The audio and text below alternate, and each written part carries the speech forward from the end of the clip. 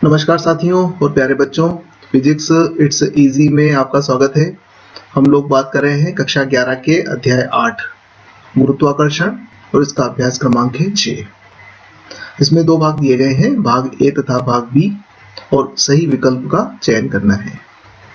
भाग ए में कहा गया है, यदि स्थितिज ऊर्जा का शून्य अनंत पर है तो कक्षा में परिक्रमण करते किसी उपग्रह की कुल ऊर्जा उसकी गतिज ऑब्लिक स्थिति ऊर्जा का ऋणात्मक है। हमें बताना है कि परिक्रमा करते हुए उपग्रह की जो कुल ऊर्जा होती है उसका संख्यात्मक मान गतिज ऊर्जा के बराबर होता है या स्थितिज ऊर्जा के बराबर होता है, ऋणात्मक चिन्ह के साथ में। तो आइए इसके लिए थोड़ा सा हम लोग पहले कुछ प्रारंभिक तैयारी कर लेते हैं। तो जैसा कि हम जानते हैं, किसी भी उपग्रह को घूमने के लिए अभिकेंद्रीय बल की आवश्यकता होती है और अभिकेंद्रीय बल को व्यक्त करते हैं mv²/r से, और यह अभिकेंद्रीय बल प्रदान करता है गुरुत्वाकर्षण बल, जिसका मान होता है gmm/r²। हाँ, एक r को काट सकते हैं और हम 1/2 से दोनों ओर गुणा कर दें तो ये हो जाएगा 1/2 mv² बराबर gmm/r। ये गतिज ऊर्जा को व्यक्त करता है, अर्थात किसी भी गति करते हुए उपग्रह की गतिज ऊर्जा होती है gmm/2r। ये 2 से हमने दोनों ओर गुणा किया था तो यहाँ गुणा करना पड़ेगा, तो ये हमारा समीकरण नंबर 1 आ गया। अब ऐसा ही हम स्थितिज ऊर्जा के लिए भी निकाल लेते हैं कि स्थितिज ऊर्जा कितनी होती है r दूरी पर। तो स्थितिज ऊर्जा का व्यंजक होता है पोटेंशियल एनर्जी, और वो होता है -gmm/r।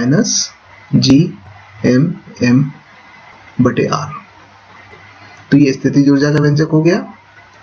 और कुल ऊर्जा जो होती है इन दोनों के योग के बराबर होती है। तो कुल ऊर्जा टोटल एनर्जी बराबर potential energy plus kinetic energy. तो टोटल एनर्जी दोनों का योग कर लेंगे तो आ जाएगी -gmm/2r। यहाँ r है और यहाँ 2r है, 2 से गुणा और 2 से भाग दे दे तो ये माइनस चिन्ह हो जाएगा, ये प्लस चिन्ह है, तो ये राशि बच जाएगी। ये टोटल एनर्जी के लिए व्यंजक आ गया ये। अब आप देखिए कि इसमें कहा है कि कुल ऊर्जा उसकी गतिज ऊर्जा ऑब्लिक स्थितिज ऊर्जा के ऋणात्मक मान के बराबर है। तो समीकरण 1, 2, 3 को यदि हम देखें, समीकरण 1, 2 एवं 3 से हम ये कह सकते हैं कि जो टोटल एनर्जी है ये उसकी काइनेटिक एनर्जी के ऋणात्मक मान के बराबर है। तो ये हमारे पहले वाले भाग का उत्तर हो गया।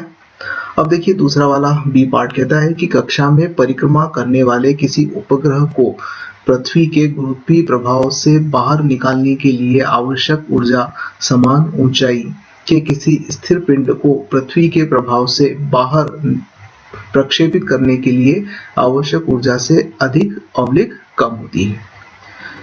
तो देखिए किसी उपग्रह की कुल ऊर्जा कितनी होती है, टोटल एनर्जी, जैसा कि हमने पार्ट ए में अभी देखा है कि टोटल ऊर्जा का मान होता है -gmm/2r। ये कुल ऊर्जा हो गई उपग्रह की। और यदि हम स्थिर पिंड की बात करें तो स्थिर पिंड के लिए उसकी कुल ऊर्जा अगर TE1 से प्रकट कर रहे हैं तो उसकी पोटेंशियल एनर्जी के बराबर होगी, क्योंकि वो स्थिर है तो काइनेटिक एनर्जी तो 0 होगी। तो उसी ऊंचाई पर उसी द्रव्यमान का यदि कोई स्थिर पिंड है तो उसकी पोटेंशियल एनर्जी कितनी होगी, gmm/r। ये समीकरण नंबर 2। अब पहली वाली समीकरण उपग्रह के लिए है और दूसरी वाली समीकरण स्थिर पिंड के लिए है।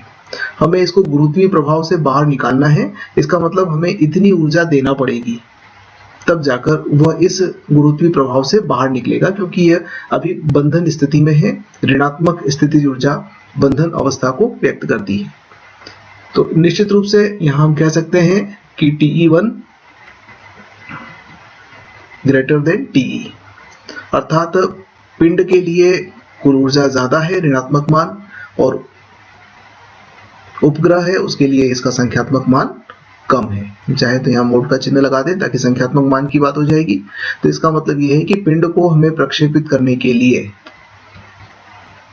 पिंड को प्रक्षेपित करने के लिए अधिक ऊर्जा की आवश्यकता है। इसका उल्टा भी कह सकते हैं कि उपग्रह को प्रक्षेपित करने के लिए कम ऊर्जा की आवश्यकता होगी। तो ये हमारा प्रश्न क्रमांक 6 हुआ। अब आइए हम लोग प्रश्न क्रमांक 7 देख लेते हैं। तो हमारा अभ्यास क्रमांक 7 क्या कहता है कि क्या किसी पिंड की पृथ्वी से पलायन चाल पिंड के द्रव्यमान, बी प्रक्षेप्य बिंदु की अवस्थिति, सी प्रक्षेपी की दिशा, डी पिंड के प्रमोचन की अवस्थिति की ऊंचाई पर निर्भर करती है। तो सबसे पहले देखें कि पलायन वेग क्या होता है। हम जानते हैं कि पृथ्वी पर यदि कोई पिंड रखा हुआ है तो उसकी स्थितिज ऊर्जा ऋणात्मक होती है और उसका संख्यात्मक मान होता है -gmm/r। और यदि स्थितिज ऊर्जा अनंत पर ली जाए तो अनंत पर होती है 0। अर्थात किसी भी पिंड को यदि हमें पृथ्वी की सतह से अनंत दूरी तक भेजना हो तो हमें उसे इतनी ऊर्जा की आवश्यकता होगी। जो स्थितिज ऊर्जा है इसके धनात्मक मान के तुल्य हमें ऊर्जा देना पड़ेगी, तब वो पलायन कर जाएगा। इसका मतलब ये हुआ कि जब गतिज ऊर्जा का मान, काइनेटिक एनर्जी का मान gmm/r के तुल्य होगा तो पिंड पलायन कर जाएगा। अब गतिज ऊर्जा को हम व्यक्त कर सकते हैं 1/2 mv वर्ग से, और ये हो जाएगा gmm/r। स्मॉल m को आप काट सकते हैं। तो इसका मतलब पलायन वेग का व्यंजक हुआ 2 gm/r।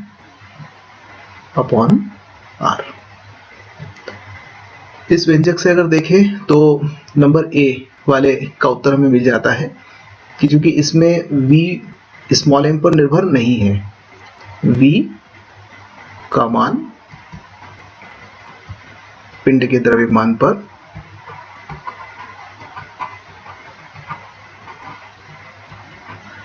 निर्भर नहीं है।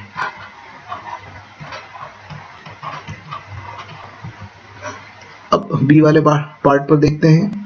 तो प्रक्षेप्य बिंदु की अवस्थिति पर भी निर्भर नहीं करता है। तो बी में भी कह सकते हैं कि आप प्रक्षेपण बिंदु की अवस्थिति पर निर्भर नहीं है।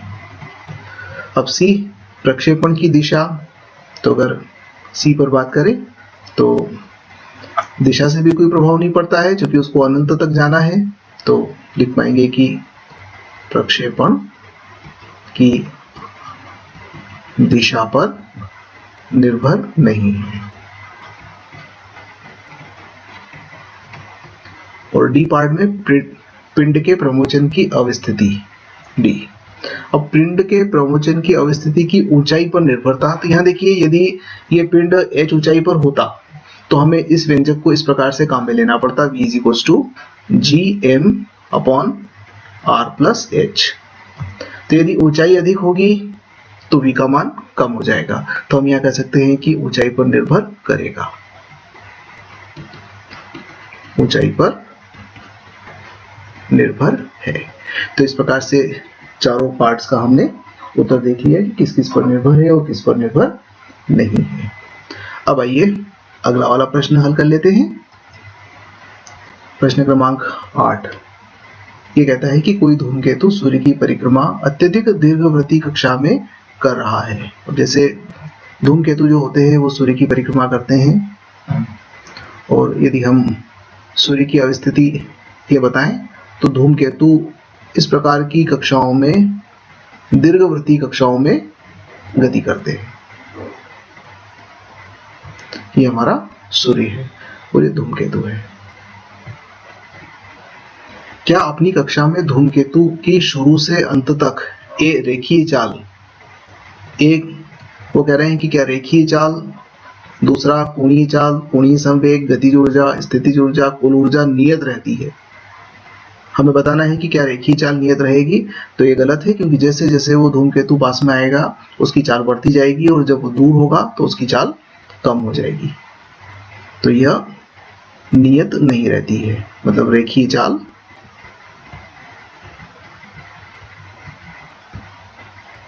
नियत नहीं रहती है। बी पार्ट पर बात करें कोणीय चाल, तो कोणीय चाल भी नियत नहीं रहेगी निश्चित रूप से। यहाँ पर यदि हम देखें तो जब रेखीय चाल ज्यादा होगी तो कोण ज्यादा होगा, और यहाँ पर रेखीय चाल कम होगी तो उतने ही समय में कोणीय चाल भी कम होगी। तो कोणीय चाल नियत नहीं रहती है।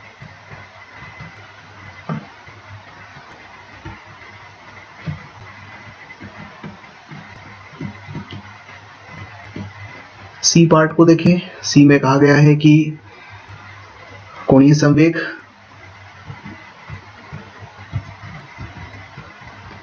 संवेग नियत रहता है। इसके लिए कह सकते हैं नियत, क्योंकि बाह्य बल आघूर्ण के अभाव में कुल संवेग कोणीय संवेग नियत रहेगा।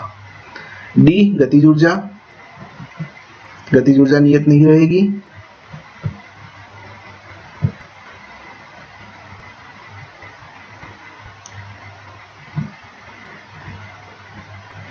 क्योंकि वेग बदलेगा, द्रव्यमान तो नहीं बदलेगा, तो वेग बदलेगा तो गतिज ऊर्जा भी बदल जाएगी। ई स्थितिज ऊर्जा, यह भी नियत नहीं रहेगी।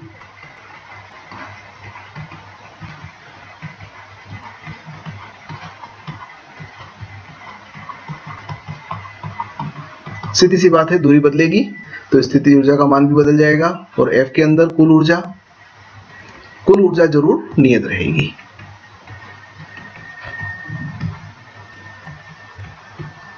अर्थात स्थितिज ऊर्जा और गतिज ऊर्जा का योग नियत रहेगा। सूर्य के अति निकट आने पर धूमकेतु के द्रव्यमान में ह्रास को नगण्य मानिए, तो हमने उस ह्रास को नगण्य मान लिया है। तो इस प्रकार हमारे चारों प्रश्नों का ये उत्तर होगा।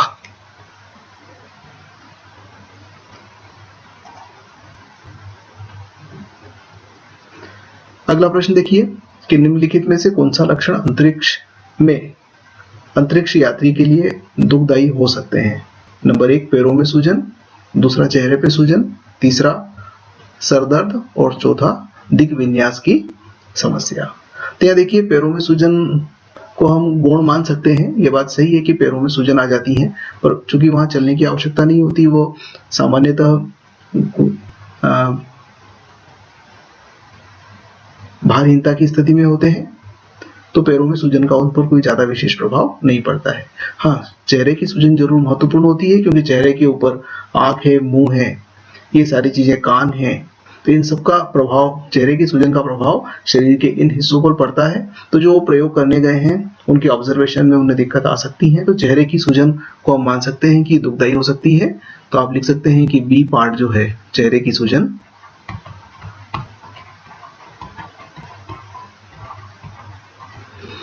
फिर सी में सरदर्द, तो सिरदर्द वास्तव में महत्वपूर्ण एक समस्या हो सकती है सिरदर्द की, क्योंकि यदि सिरदर्द रहेगा तो व्यक्ति अपना ठीक तरह से कार्य नहीं कर पाएंगे।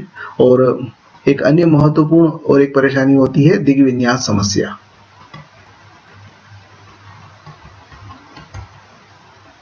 दिक् विन्यास समस्या से तात्पर्य है दिशा का भ्रम होता है, वहां पता ही नहीं चलता है कि किस दिशा में है, क्योंकि अंतरिक्ष के अंदर चारों ओर अंधकार है और अंधकार में उनका यान गति करता रहता है, तो उन्हें दिशा का कोई आभास ही नहीं हो पाता। तो यह तीनों समस्याएं अंतरिक्ष यात्रियों के लिए दुखदायी हो सकती है। धन्यवाद।